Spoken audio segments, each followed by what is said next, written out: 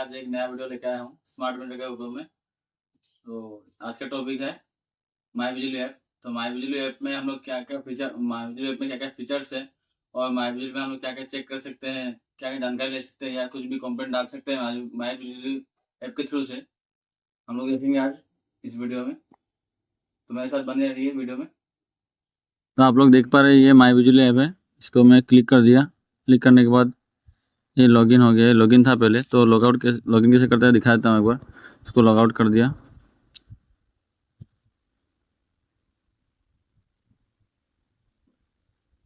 तो लॉगिन जब तक नहीं होता तब तक ऐसा दिखता है। इसमें मोबाइल नंबर मारना पड़ेगा आपको। मोबाइल नंबर मार दिया। यहाँ पे लॉगिन मारने के बाद यहाँ पे OTP आता है। OTP से लॉगिन कर दीजिए।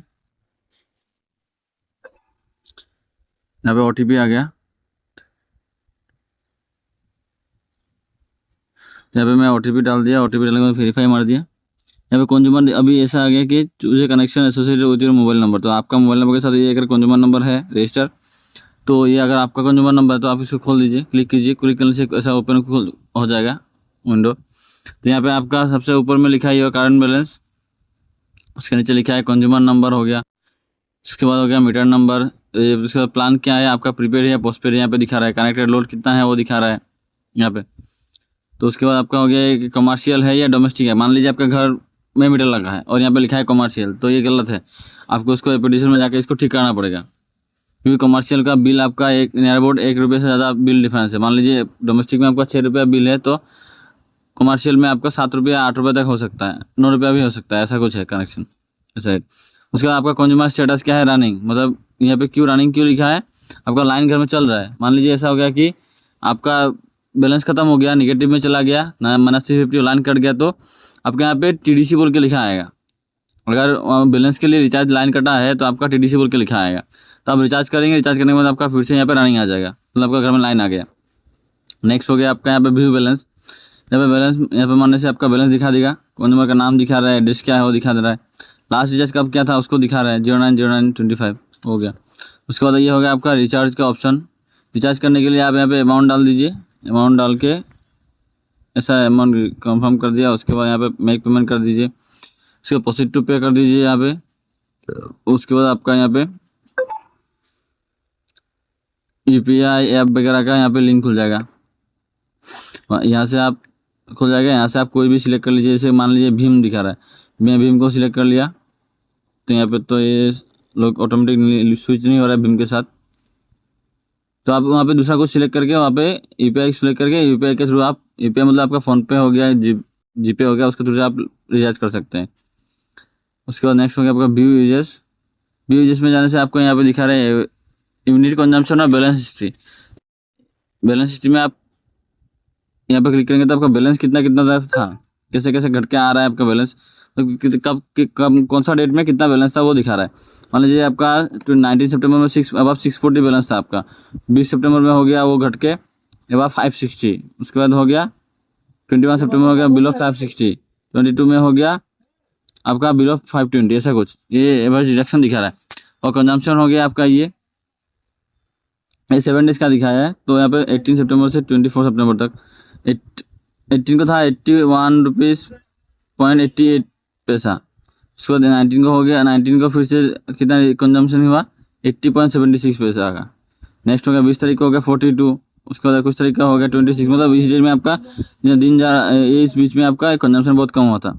मान लीजिए घर में कोई आदमी था नहीं, या आदमी कम था, या ऑफिस जो है आपका ऑफिस बंद था, ऐसा कुछ।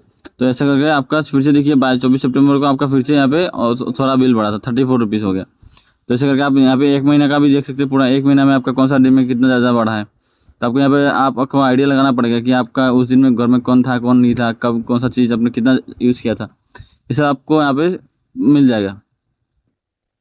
मान लीजिए किसी ने अपने मोटर ज़्यादा चलाया था, मान किसी ने अपने आयरन ज़्यादा यूज़ किया था, किसी ने अपने फ्रिज को 24/7 फ्रिज को लगा के रखा था, तो या कभी इंडक्शन लगाया था, ऐसा भी हो सकता है। तो उस दिन का आपका एवरेज कंजम्पशन ज़्यादा है।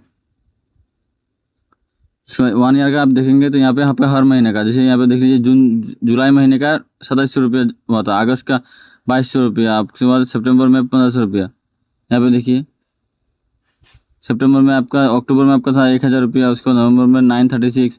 ऐसा ही आपको देखिए जितना दिन जा रहा था उसका बैलेंस बढ़ रहा था, क्योंकि उससे कंजम्पशन भी बढ़ रहा होगा कंज्यूमर का, इसीलिए आपका बिल बढ़ गया उसका। तो यहाँ पे 1 साल का पूरा आप डिडक्शन देख सकते हैं जैसे यहाँ पे कंजम्पशन हिस्ट्री हो गया। नेक्स्ट हो गया आपका क्लियर पोस्टपेड ड्यू।